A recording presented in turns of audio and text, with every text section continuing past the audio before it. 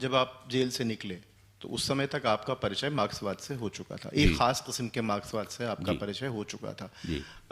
और आप ऐसा कह रहे हैं कि, और जिससे आभास ही आ रहा है कि जो ट्रेनिंग थी आपकी, उसमें मार्क्सवाद ने निश्चितता दे दी। ऐसा लगा कि उसने आपको ये तय करा दिया कि ये A+B=C होगा, तो इस तरह की एक समझ आपकी विकसित होने लगी।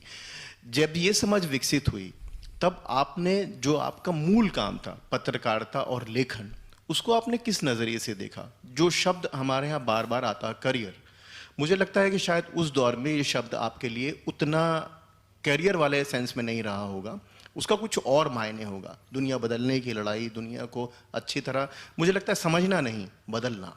तो आप आज जब अपने उस युग को याद करते हैं तो आप इसे कैसे देखते हैं? देखिए, मेरे पिता वहाँ से एक अखबार निकालते थे, दैनिक देश धर्म, जो मुफस्सिल जर्नलिज्म का एक बड़ा उम्दा उदाहरण था। बहुत कम संसाधनों से अखबार वो निकाला गया था। पिताजी बड़े मशहूर पत्रकार थे, उससे पहले वो आगरा का जो सैनिक अखबार है उसके संपादक भी रह चुके थे। अज्ञे जी भी ने काफ़ी दिन तक सैनिक का संपादन किया है, तो वो दरअसल उस श्रेणी के पत्रकार थे। तो उन्होंने जब इटावा से अखबार निकाला, और वहीं उसी अखबार में मेरी बुनियादी शिक्षा दीक्षा हुई पत्रकारिता में, तो मैं, और वो उस अखबार से मुझे मेरे परिवार की कुछ आर्थिक उन्नति भी हुई।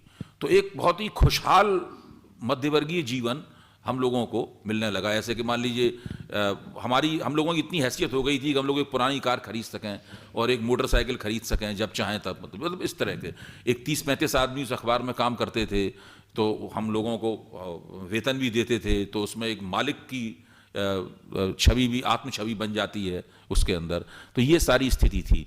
तो कैरियर के लिहाज से मैं तो सोचता था कि मैं तो ये पिताजी के बाद मैं इस अखबार का मालिक बनूंगा और मैं इस अखबार को और आगे बढ़ाऊंगा।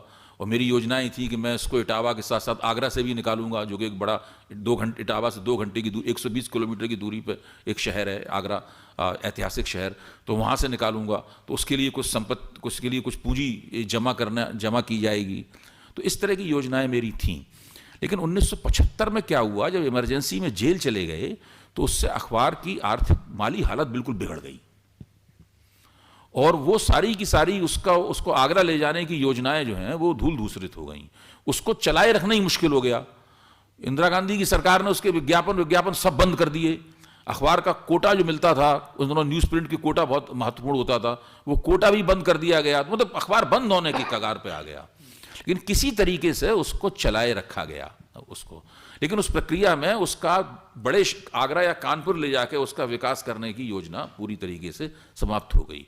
उसी दौर में मैं उत्तरोत्तर मार्क्सवाद का जो उस वक्त का सबसे रेडिकल संस्करण था उसके संपर्क में आता चला गया। तो मुझे बहुत सी चीजें व्यर्थ की लगने लगी। मुझे लगा ये तो क्रांति की आवश्यकता है, अखबार निकालने से तो कोई समस्या हल होने वाली है नहीं, जो है, और क्या होगा सब। मतलब मुझे लगने लगा कि अब तो रेवोल्यूशन होनी चाहिए। तो इस प्रक्रिया में बार बार जो है वो मेरे पिता से बहस होने लगी। और मेरे पिताजी भी बहुत अपने विचारों के प्रति दृढ़ थे, उग्र भी थे, अपनी शैली भी उनकी बहुत गुस्से वाले थे। तो वो बहुत कई बार झगड़ा उनसे हुआ, बहुत वो विवाद एक बार इतना बढ़ा 1979 में, मुझे लगा कि मुझे ये घर छोड़ देना चाहिए। और मैंने फिर एक दिन मेरे नाम जो बैंक अकाउंट था, उस बैंक अकाउंट को मैंने सरेंडर कर दिया बैंक में जाके। उसके अंदर उस वक्त 5-6 लाख रुपए थे उस बैंक अकाउंट में, क्योंकि मैं अखबार का पूरा प्रबंधन करता था। उसको सरेंडर कर दिया। मेरे नाम जो एक वाहन था, उस वाहन का रजिस्ट्रेशन भी मैंने कचहरी में जाकर सरेंडर कर दिया। और अपने पिता को कुछ नहीं बताया, केवल अपनी अम्मा को बताया कि अब मैं नहीं रहूँगा, अब मैं जा रहा हूँ। और एक लाल रंग का मेरे पास एक एयर बैग था, उसमें मैंने कुछ कपड़े डाले, और मेरे पास शायद 200-250 रुपये थे। उनको लेके मैं रात की गाड़ी से जो है वो दिल्ली चला आया। मतलब जो है दिल्ली में CPI-ML से संबंधित लोग थे, डी प्रेमपति थे, आनंद स्वरूप वर्मा थे, और भी पार्टी के लोग थे, उनसे मेरा पहले से परिचय था।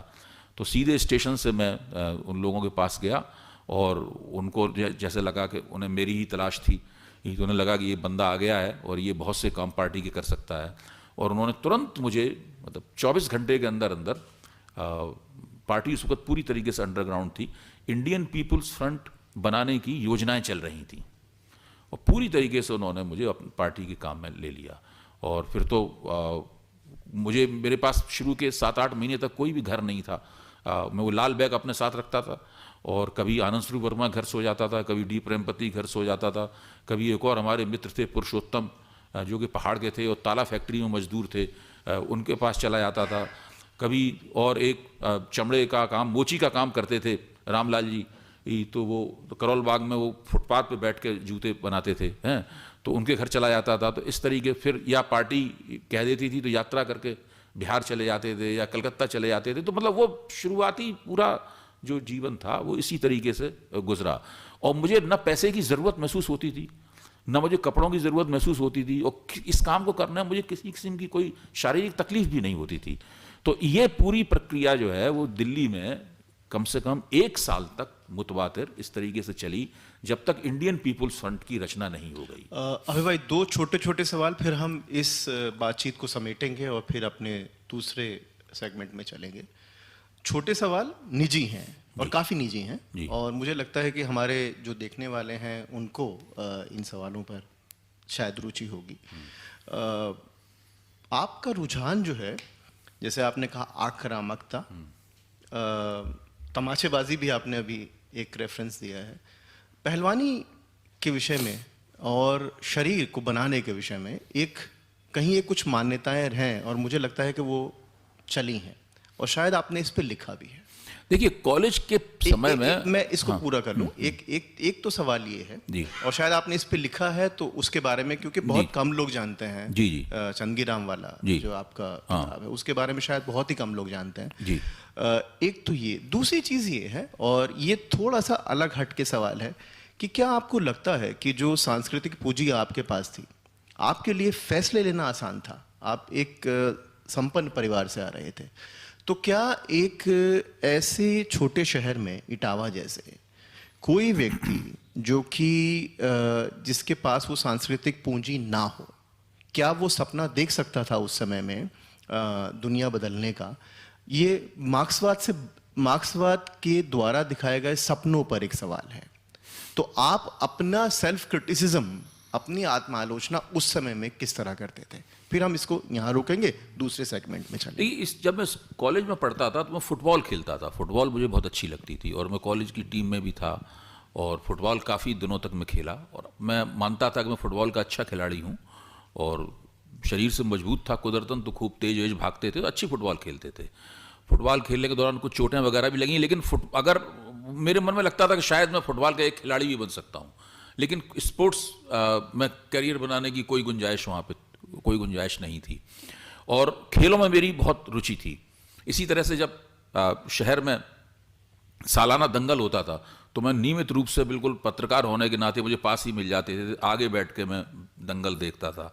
पहलवानों से बात करना, उनके बारे में जानना, उनकी जीवन शैली के बारे में जानना, इन सब में मुझे बहुत रुचि थी, और मैं उसकी बाकायदा अखबार में रिपोर्टिंग भी किया करता था। तो चंदगीराम उन दोनों इटावा आए जब वो भारत केसरी थे, मेहरदीन को हरा के भारत केसरी हुए थे, तो उनका व्यक्तित्व तो बहुत भव्य था। हम सब लोगों को वो बहुत सुंदर व्यक्ति लगे, बहुत एक लंबे कद का व्यक्ति, और बहुत विनम्र भी थे वो चंदगीराम, बहुत विनम्र थे, और उनको देख के लगता था कि इस व्यक्ति को हरा पाना लगभग नामुमकिन है। बिल्कुल वो इनविजिबल, अपराजेय लगते थे चंदगीराम देखने में वो। और उन्हीं दिनों उन्होंने एक शायद एशियाई खेलों में गोल्ड मेडल भी जीता था चंदगीराम ने, तो मैंने उनसे वहाँ मिलकर एक इंटरव्यू भी लिया। और चंदगीराम बिल्कुल शाकाहारी थे, एक अलग तरह की जिंदगी जीने वाले पहलवान थे। उसके बाद मेहरदीन भी आए, जो चंदगीराम से हार जाते थे अक्सर कुश्ती में, और मेहरदीन से भी मैंने इंटरव्यू लिया। मैंने पाया है कि वो चंदगीराम के मुकाबले बहुत दैत्याकार थे देखने में, बड़ी बड़ी मूछें रखते थे। चंदगीराम क्लीन शेव रहते थे, लेकिन मेहरदीन भी बहुत विनम्र व्यक्ति थे।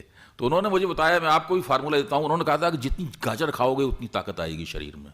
लोग समझते हैं कि मैं बहुत दूध पीता हूँ और बहुत गोश्त खाता हूँ, उन्होंने कहा गाजर में बहुत ताकत होती है, और मैं इतनी गाजर खाता हूँ। ये तो मुझे आज तक याद है, मतलब कि वो गाजर की महिमा मेहरदीन ने मुझे बताई थी। तो खेलों में मेरी रुचि थी, और पहलवानी में रुचि थी। पहलवानों की जो शक्तिशाली देह होती है, और साथ में उनकी जो विनम्रता होती है, मतलब जो है, वो दोनों बातें मुझे बहुत पसंद थी।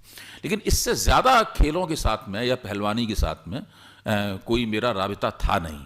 जहाँ तक शरीर की बात है, जो मेरा शरीर है वो कुदरत की देन है, मैंने इसमें कोई बहुत ज़्यादा योगदान नहीं किया है। मतलब कुछ है इस तरह का जो लेकिन वो मैंने अपनी तरफ से कोई विशेष इसमें योगदान नहीं किया है। ये बात सही है कि थोड़ी कोशिश करना कि आपका स्वास्थ्य ठीक रहे, ये सभी लोग करते हैं, वो मैंने ज़रूर की है, इसके अलावा और कुछ नहीं है। देखा जाए तो बदपरहेजी से मैंने उसको थोड़ा बिगाड़ा ही है। ये तो ये बात रही। जहाँ तक ये है कि जिसको आप सेल्फ क्रिटिसिज्म या आत्मालोचना कहते हैं, ये बात आपकी सही है कि मेरे लिए फैसले लेना आसान था, लेकिन इतना आसान भी नहीं था।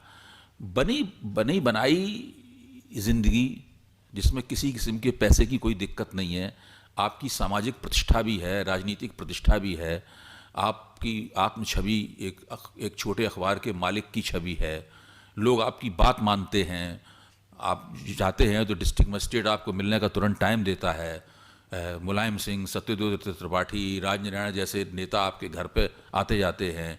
इस तरह का माहौल छोड़कर ये तय करना कि हम एक कम्युनिस्ट पार्टी, एक बहुत छोटी कम्युनिस्ट पार्टी जो दिल्ली में दोनों चमार पार्टी के नाम से जाना जाता था, उसका आपको होल टाइमर बनना है, इस प्रकार का तय करना सब लोगों की बस की बात नहीं होती है। मेरे ख्याल से लोग नहीं कर पाते हैं, लेकिन मैंने किया क्योंकि मुझे हमेशा लगता था कि मैं कुछ खास काम कर सकता हूँ। अपने ऊपर मुझे विश्वास था कि मैं और ये लगातार रहा शुरू से। मेरे पिताजी ने मुझे बहुत कुछ सिखाया, जो 2 बातें उन्होंने सिखाई जो मैं समझता हूँ कि श्रेय सिर्फ उन्हीं को जाता है। एक तो उन्होंने कहा कि परिश्रम बहुत करना चाहिए। जो लोग अध्यवसाय शब्द का इस्तेमाल करते थे कि जो लोग अध्यवसाय नहीं करते वो अपनी प्रतिभा का भी सदुपयोग नहीं कर सकते।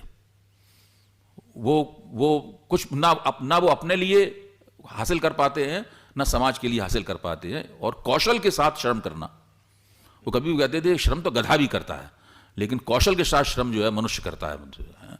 तो वो बहुत ज़रूरी है। एक तो उन्होंने ये बात बताई, और दूसरी बात उन्होंने बताई कि बेटा अपनी धूनी रमाए बैठे रहो अपनी जगह पे, ज़्यादा इधर उधर मत जाओ, लोगों के पास मत जाओ कि हमें ये चाहिए वो चाहिए। अपना काम करते रहो, सारी चीज़ें धीरे धीरे जो आप चाहते हैं, देर भले हो सकती है लेकिन होगा वही जो आप चाहते हैं। अपनी धूनी रमाए बैठे रहो। तो 2 चीज़ें मुझे याद हैं उनकी, और इनके ऊपर बाकायदा मैंने थोड़े बहुत हेर फेर के साथ लगातार अमल किया है। तो इसको आप आत्मालोचना कह रहे हैं, मुझे नहीं लगता कि वो निर्णय हमने लिया। मेरे लिए निर्णय लेना आसान भी था, क्योंकि सांस्कृतिक पूंजी इसको आप कह रहे हैं, वो मेरे पास बहुत अच्छी, वो श्रेय भी मेरे पिता को जाता है, मेरी माँ को जाता है। मेरी माँ भी अध्यापिका थी, तो वो उनको जाता है श्रेय। सांस्कृतिक पूंजी वो है, लेकिन वो सांस्कृतिक पूंजी तो मेरे परिवार में सभी को उपलब्ध थी। वो मेरे छोटे भाई को भी उपलब्ध थी, मुझसे जो बड़े भाई थे उनको भी उपलब्ध थी, मेरी बहनों को भी उपलब्ध थी सांस्कृतिक पूंजी। वो धन भी सबके लिए उपलब्ध था।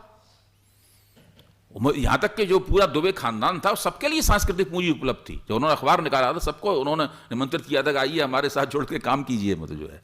लेकिन अपने पिताजी के पास जो बौद्धिकता थी और जो लेखन कला थी, जो उनकी वक्तृत्व कला थी, अगर उसको थोड़ा कुछ ग्रहण किया तो सिर्फ मैंने ग्रहण किया उस पूरे विशाल परिवार में से, मतलब जो है। बाकी और कोई उस सांस्कृतिक पूंजी का कोई लाभ नहीं उठा पाया।